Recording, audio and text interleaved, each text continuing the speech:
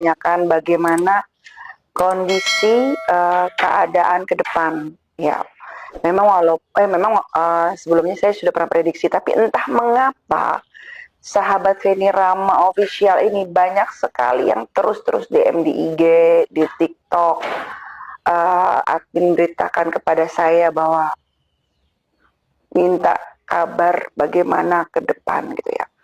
Nah sekarang gini teman-teman, memang segala sesuatu itu ada yang suka atau tidak ya, tapi gini, jika saya memberikan sebuah berita atau kabar atau prediksi tentang keadaan ke depan, teman-teman bisa ambil hal positifnya saja gitu ya. Jangan dijadikan itu semua sebagai ancaman ataupun ketakutan ataupun hal lainnya gitulah. Ambillah hal positifnya, mungkin kita bisa lebih aware lagi dengan kehidupan kita gitu kan ya, kita lebih peduli lagi, intinya seperti itu gitu ya. Dan memang kalau ditanya teh masalah bencana ya, bencana itu teteh apa ada prediksi yang berubah yang teteh berikan, kan memang saya masih terus berulang sampai detik ini. Memang kan sebelumnya ya saya pernah prediksi itu tahun 2025 bulan November bahwa kejadian Sumatera ya 3 bulan sebelum bencana Sumatera itu saya prediksi, dan saya prediksinya Sumatera dengan Sulawesi ya. Nah sampai detik ini jika ditanya teman-teman yang paling menakutkan selanjutnya apa, yaitu daerah Sulawesi ya, itu saya ngeri melihatnya gitu ya, karena memang saya lihat banyak gempa, terus saya lihat bagaimana peretak jalanan berbelah gitu ya, dan saya juga melihat ada air yang sangat tinggi gitu ya. Air yang sangat tinggi ini pesannya itu masuk dengan dua cara. Pertama saya melihat gitu ya, melihat ketika saya sedang habis sholat ataupun saya lagi di mobil. Dan yang kedua ini baru 2 hari yang lalu itu saya 2 hari atau 3 hari yang lalu saya bermimpi jelas sekali, dan itu tsunami ya itu. Dan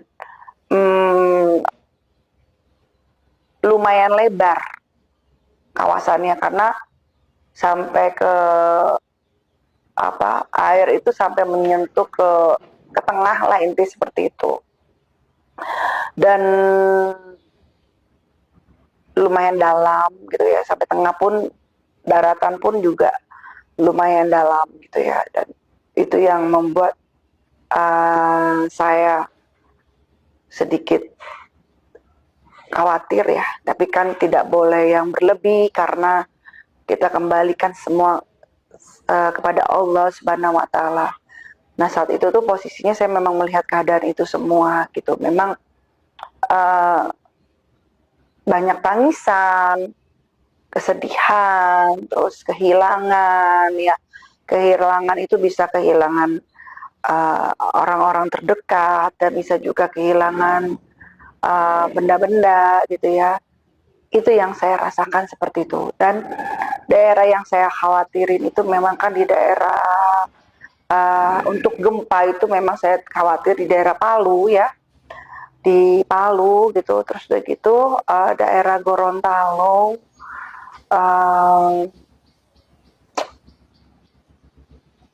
Manado ya, Makassar ya,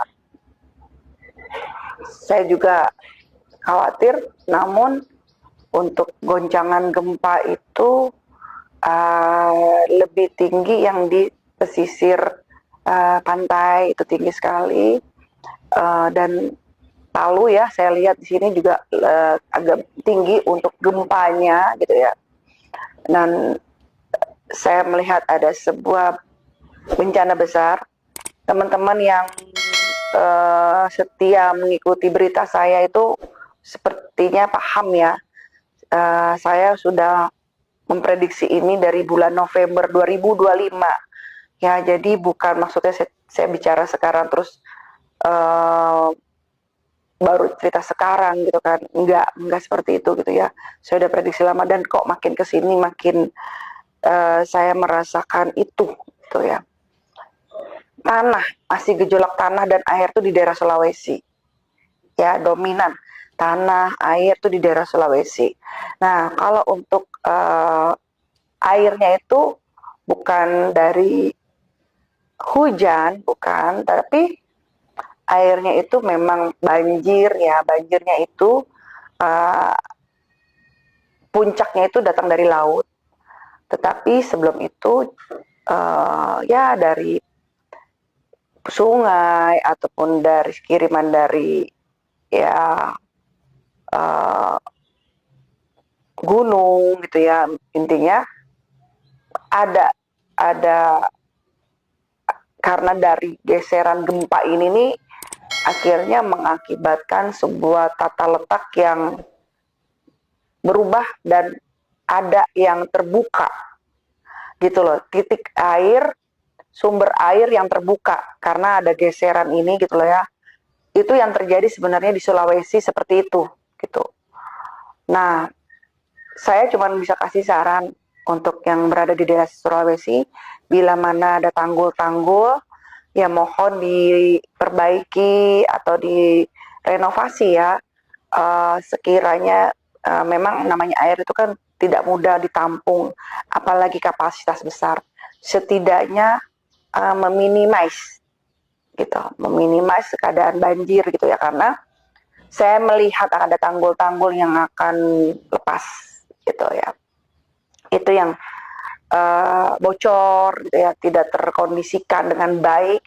Itu yang saya lihat seperti itu gitu ya.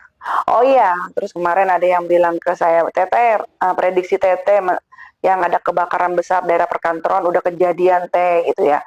Ya Allah alam bisawab ya, karena memang yang saya lihat itu bahwa gedung besar perkantoran gitu kan, dan jadi uh, memang agak sulit dievakuasi gitu ya. Nah, itu yang saya lihat itu gitu loh.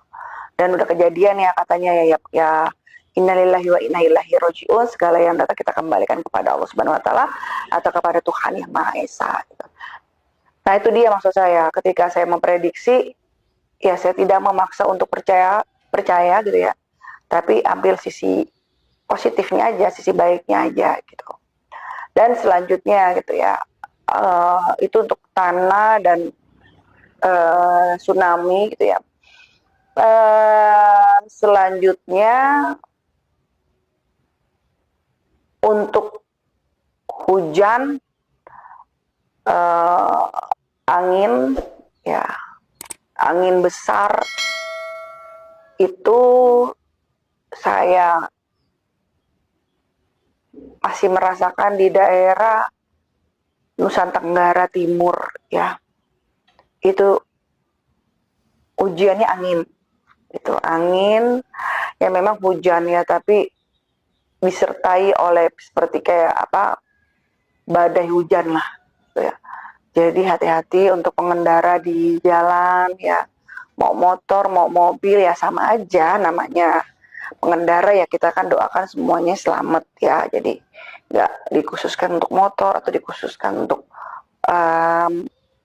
mobil gitu, atau bus, semua ya selama jalan di daratan hati-hati gitu. Nah, kapasitas hujan yang besar lagi yang cuaca ekstrim itu berada di Yogyakarta, karena jika siang sampai pagi itu panas yang sangat terik gitu ya, dan menjelang sore itu mengalami hujan yang sangat besar gitu ya. Tapi ketika hujan itu terjadi tidak terlalu lama gitu ya. Cuman memang ya saya kasihan sama yang berjualan di pinggir jalan gitu ya. Ya pokoknya kita doain semuanya, mau keadaan apapun ya rezekinya tetap lancar ya gitu. Nah, daerah dengan kapasitas hujan yang menurut saya menengah ke atas ya, yang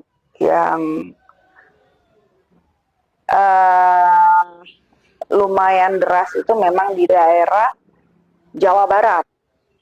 Oke. disertai angin kencang. Terus kedua Kalimantan, ya memang ada beberapa titik yang Kalimantan Timur gitu ya, Kalimantan itu dengan eksistensi hujan menengah ke atas, maksudnya ya lebih besar daripada hujan standar biasanya gitu. Itu yang terjadi ya di titik-titik itu. Dan Maluku juga ujiannya dari angin dan hujan. Maluku Utara ataupun Papua itu ujiannya dari angin dan hujan gitu ya, lebih ke titik unsur alamnya itu. Jadi bukan tanah, kan kalau Sulawesi tanah dan air ya. Tapi kalau Maluku kayak tadi Kalimantan, Jawa Barat itu lebih ke unsur air, yaitu hujan gitu ya,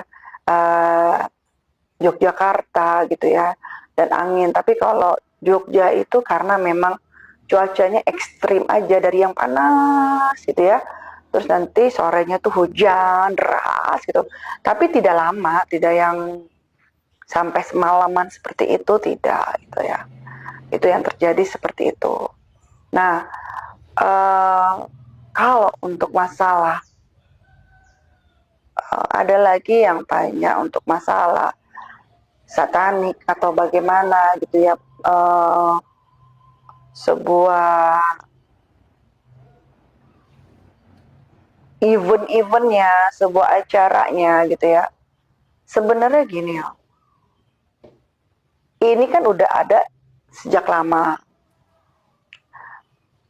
Ya seperti ini tuh seperti sebuah apa ya, aliran. Dan yang namanya aliran itu sebenarnya acara ritualnya ya sejak dahulu kala. Tetapi masalahnya ketika sekarang ini lebih terbuka karena menyangkut ke masalah populasi dunia dan ambisi ingin menguasai lebih luas dan lebih cepat karena ada target.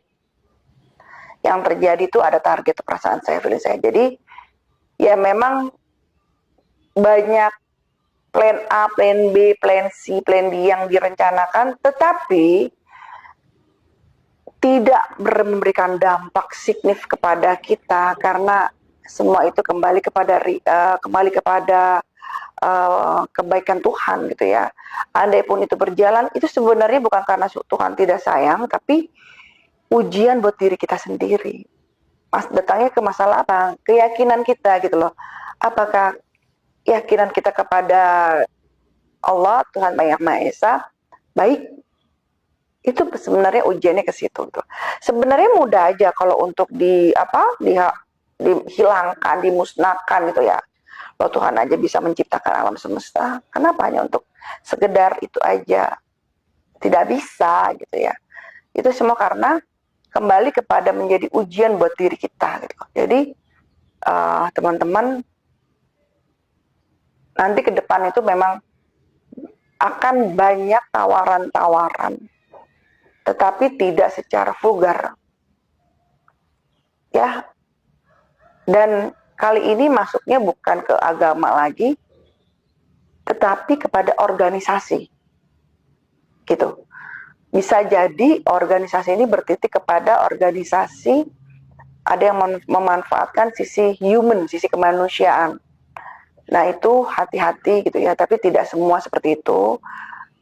Jadi ya ada kelompok-kelompok tertentu, teman-teman pasti bisa merasa kalau ini hal yang sudah seandainya ini sudah mulai bergeser, teman-teman akan merasakan itu gitu ya. Nah itu akan masuk ke beberapa sisi organisasi. Karena mereka sebenarnya paham kok, ini sudah mulai tercium di kalangan. Karena memang ada beberapa tim, kelompok yang terbuka gitu ya. Jadi ada yang dalam diri mereka juga ada yang pro dan kontra, ada yang suka terbuka dan tidak terbuka gitu. Nah itu jadi ada yang masuk dalam sebuah organisasi perkumpulan seperti itu gitu ya. Jadi hati-hati untuk memilih-milih teman, memilih-milih pasangan, siapa yang kau pergaulkan itu, jadi hati-hati gitu ya. Dan konsepnya, kalau ada yang nanya ya ke saya, apakah yang namanya sebuah perjanjian itu akan mengorbankan jiwa gitu ya. Saya bilang gini, dengan kamu perjanjian saja kamu sudah mengorbankan diri kamu dan keluarga kamu. Walaupun secara fisik kalian masih ada semua di dunia, ya. Karena kalian itu mengorbankan jiwa kalian, mempersembahkan jiwa kalian. Gitu. Jadi sebuah udah ikatan, dan itu akan terus seperti kayak rantai makanan akan berlaku kepada anak, akan berlaku kepada cucu, dan keturunan generasi